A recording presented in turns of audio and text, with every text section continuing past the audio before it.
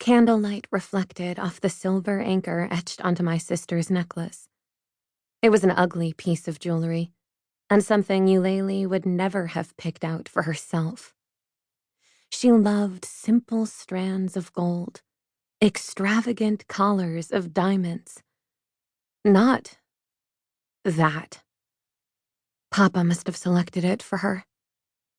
I fumbled at my own necklace of black pearls, wanting to offer her something more stylish, but the battalion of pallbearers shut the coffin lid before I could undo the clasp. "We, the people of the salt, commit this body back to the sea," the High Mariner intoned, as the wooden box slid deep into the waiting crypt. I tried not to notice the smattering of lichens growing inside the gaping mouth, drawn wide to swallow her whole. Tried not to think of my sister, who was alive and warm and breathing just days before, being laid to rest.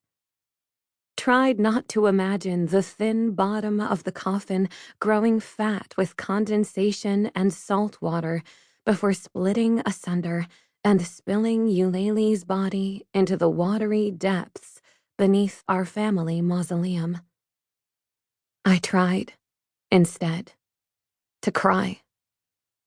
I knew it would be expected of me, just as I knew the tears were unlikely to come. They would later on, probably this evening when I passed her bedroom and saw the black shrouds covering her wall of mirrors. Eulalie had had so many mirrors. Eulalie. She'd been the prettiest of all my sisters. Her rosy lips were forever turned in a smile. She loved a good joke, her bright green eyes always ready for a quick wink.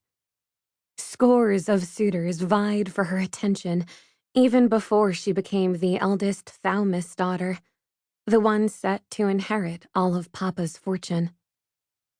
"We are born of the salt. We live by the salt. And to the salt we return," the High Mariner continued. To the salt, the mourners repeated. As Papa stepped forward to place 2 gold pieces at the foot of the crypt, payment to Pontus for easing my sister back into the brine, I dared to sweep my eyes around the mausoleum. It was overflowing with guests bedecked in their finest black wools and crepes, many of them once would-be beaux of Eulalie.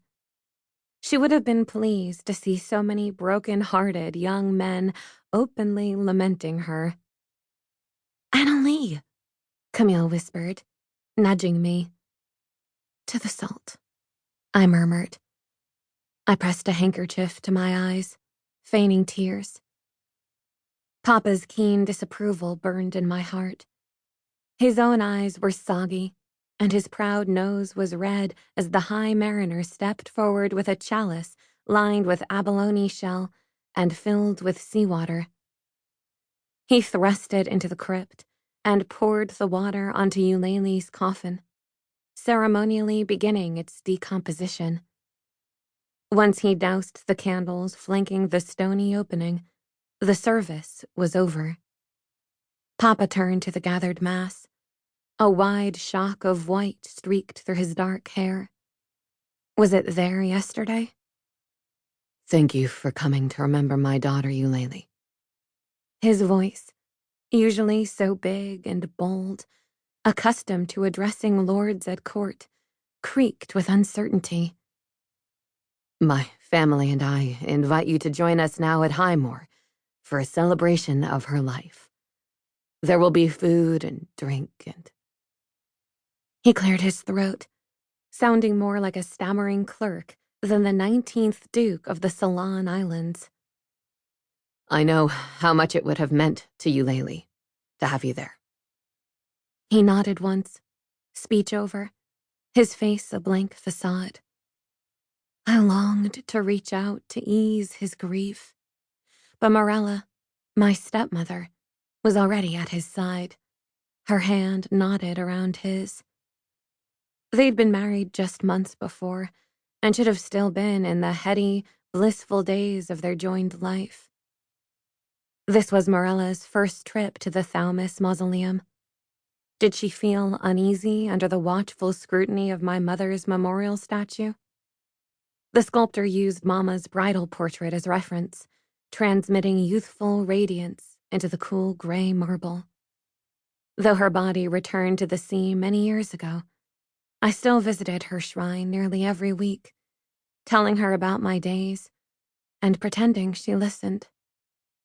Mama's statue towered over everything else in the mausoleum, including my sister's shrines. Ava's was bordered in roses, her favorite flower.